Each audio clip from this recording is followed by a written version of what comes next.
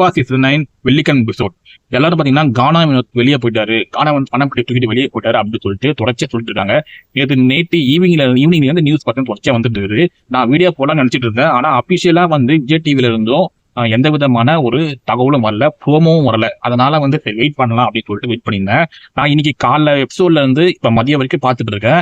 கானா வினோத் வெளியே போன மாதிரியான எந்த விதமான ஒரு ப்ரோமோவும் சரி, லைவ்ல எந்த விதமான ஒரு ஷோவும் டெலிகாஸ்ட் பண்ணல. இது வரைக்கும் பாத்தீங்கன்னா பணத்தோட எண்ணிக்கை பாத்தீங்கன்னா 13,18,500 ரூபாய் தான் இருக்குது. அந்த பணப்பட்டியில இருக்க அமௌண்ட்.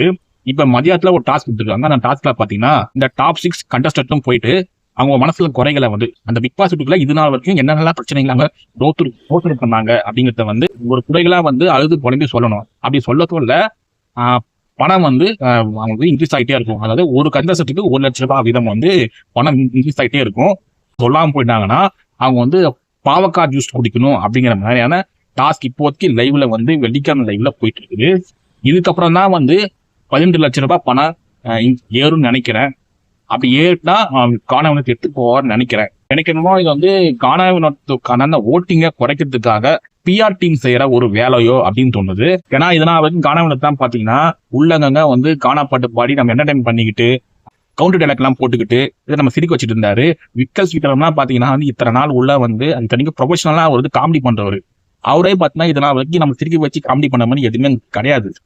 நிறைய பேர் பாத்தீங்கன்னா இந்த ட்ரையாங்கல் லவ், அப்புறம் இந்த வந்து மோதன் ஃப்ரெண்ட்ஷிப்பு இப்படிலாம் சொல்லி ரெக்கார்ட் வாங்கிட்டு வெளியே போயிட்டாங்க.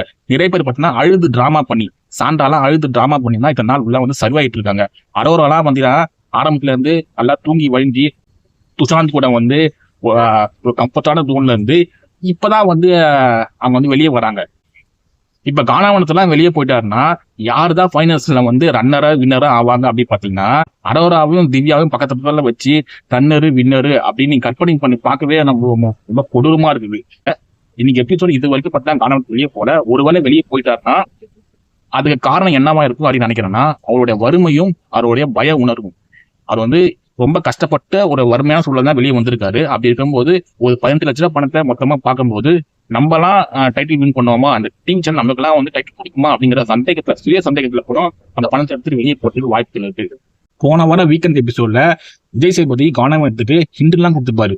உங்களுக்கான சிம்மாசனம் தான் யாராலும் பிரிக்க முடியாது அப்படிங்கிற மாதிரி அவருக்கு மோட்டிவேட் பண்ற மாதிரிலாம் பேசியிருப்பாரு. இதெல்லாம் கேட்ட கானா வினோத் கண்டிப்பா வந்து பணம் தூக்கிட்டு போக மாட்டாருங்கிற நம்பிக்கை எனக்கு இருக்குது. என்ன நடக்குதுங்கிறத பொறுத்து பார்ப்போம்.